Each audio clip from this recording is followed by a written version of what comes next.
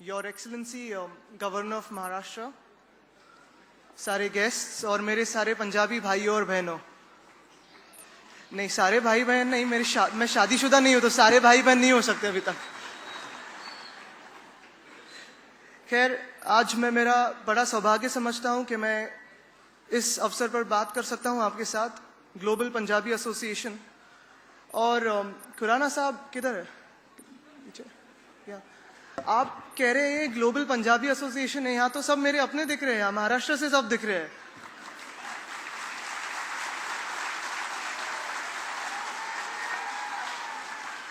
जैसे ही आया मैं तो जय महाराष्ट्र कह दिया किसी ने मुझे, कोई यहाँ मेरे शाखा प्रमुख का भाई है।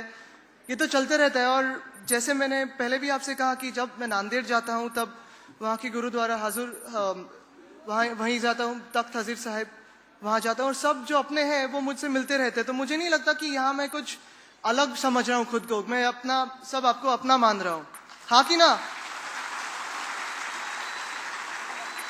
मैं आपका हूँ, आप मेरे हैं।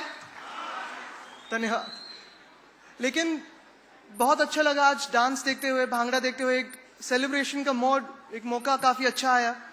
और मैं सोच रहा था कि आज जो आप करने जा रहे हैं, सबको एक साथ लाने जा रहे हैं, ग्लोबल पंजाबी एसोसिएशन। मैं सोच रहा था कि ये क्या है ग्लोबल पंजाबी एसोसिएशन? क्या एक अलग बॉडी है, एनजीओ है, या फिर कोई अलग पॉलिटिकल पार्टी है? लेकिन मैं ये अभी समझने लगा हूं कि ग्लोबल पंजाबी एसोसिएशन, जो सब पंजाबी है मेरे भाई बहन पूरे दुनिया भर, उनकी एक्चुअली आइडेंटिटी है। क्योंकि जहां भी वो रहे हैं वो ग्लोबल तो रहे, उधर के बन के रहे। जैसे मैंने अभी आपको मेरा माना कि महाराष्ट्र से हो, मुंबई से हो, तो आप इधर की शान बढ़ाते जा रहे हो। यहाँ तो 2-3 बड़ी हस्तियां तो है ही, आप सारे शान बढ़ाते जा रहे हो। लेकिन उसी के साथ आप अपनापन भी नहीं छोड़ना, ये मेरी आपसे दरख्वास्त रहेगी। क्योंकि अपनापन किसी ने कभी छोड़ना ही नहीं चाहिए। और हिंदुस्तान हमारा ऐसे ही बना है, जैसे हम देख रहे थे अभी वंदे मातरम, तो हम यही मानते जाते हैं कि आप जैसे मैंने आपको महाराष्ट्रन कहा, तो महाराष्ट्र में हम सब महाराष्ट्रन हैं, पंजाब में पंजाबी है, बंगाल में बंगाली है, केरला में केरली है, लेकिन हिंदुस्तान में हम सब एक मिलकर हिंदुस्तानी है।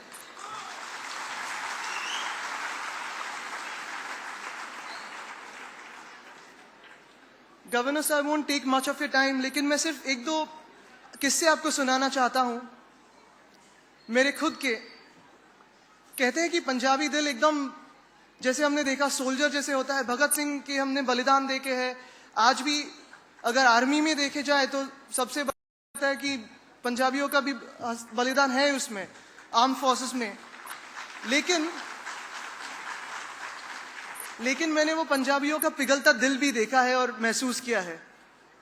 एक अपनापन होता है हर पंजाबी में। और मैंने जब कोपेनहेगन में मैं ट्रैवल कर रहा था, तब मैंने देखा कि हमारे जो ड्राइवर साहब थे, वहाँ के गाइड थे, उनका नाम भी मुझे याद है। मुझे पता नहीं कि मैं उन्हें याद हूँ कि नहीं, लेकिन उनका नाम है संधू जी।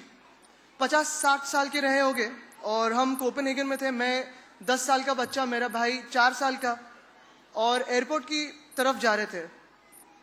जाते जाते फ्लाइट डिले हुई, ये पता चला तो अभी रहना कहाँ है, होटल तो छोड़ दिया है, रास्ते में कहीं खाना नहीं पीना नहीं, दूर था एयरपोर्ट शहर से, तो जाए तो कहाँ जाए? तो संधू जी ने कहा, साहब हमारे घर चलिए। और घर जाके जो हमने मजा महसूस की है, पराठे, लस्सी, और जो कोई आपका खाना होता है इतना लजीजदार, मुझे नहीं लगता कि कहीं भी दुनिया में वैसा खाना मिल सकेगा। और ये एक शायद हिंदुस्तान की भी आइडेंटिटी हो चुकी है। अगर आप ब्रिटेन जाए, कनाडा जाए, क्या हो गया? कोई बीच में आ रहा है? हिंदुस्तान से जाए तो यूके जाए, कनाडा जाए, तो इंडी पॉप म्यूजिक अगर आप सुने तो सब भंगड़ा होता है, आपका पंजाबी म्यूजिक होता है। मुझे लगता है कि आप हिंदुस्तान की दुनिया भर में शान बढ़ा रहे हैं।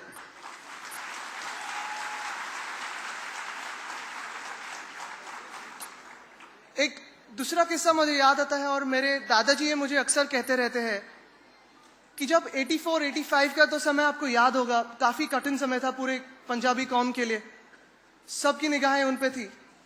तब हिंदुस्तान के राष्ट्रपति ज्ञानी जैल सिंह जी आए थे मुंबई में, और राजभवन में ठहरे थे। उन्होंने दादाजी को बुला लिया। मेरे पिताजी भी उनके साथ चले गए राजभवन में राष्ट्रपति से मिलने। तब उन्होंने मेरे दादाजी बाला साहेब ठाकरे उनसे कहा कि बाला साहब धन्यवाद जीएल साहब ने। तो मेरे दादाजी ने कहा क्यों धन्यवाद क्यों? तो उन्होंने कहा नहीं 84-85 जो समय रहा है वो हमारे कौम के लिए तकलीफ का रहा है और आप इधर उनके प्रोटेक्शन जैसे रहे हो, कवच जैसे रहे हो, इसलिए मैं आपका खास धन्यवाद कहने आया हूं।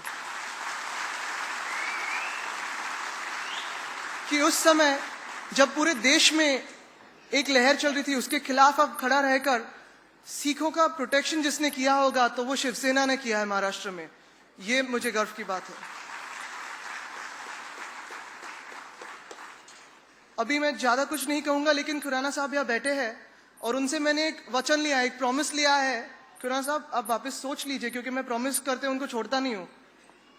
मेरे कभी कभी युवा सैनिक मुझसे खुद प्रॉमिस लेते नहीं है क्योंकि मैं पीछे लगता हूं अगर प्रॉमिस दिया तो। तैयार है आप? इन्होंने मुझे प्रॉमिस दिया है कि आगे की जो सेवा है, समाज सेवा है, सोशल सर्विस है, उनमें हम साथ साथ काम करेंगे, ये मेरी आशा है।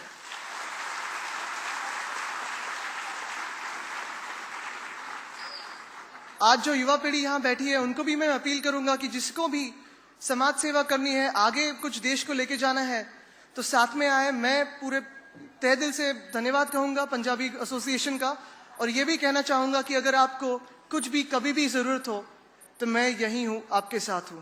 धन्यवाद। जय हिंद, जय महाराष्ट्र, जय पंजाब, वंदे मातरम।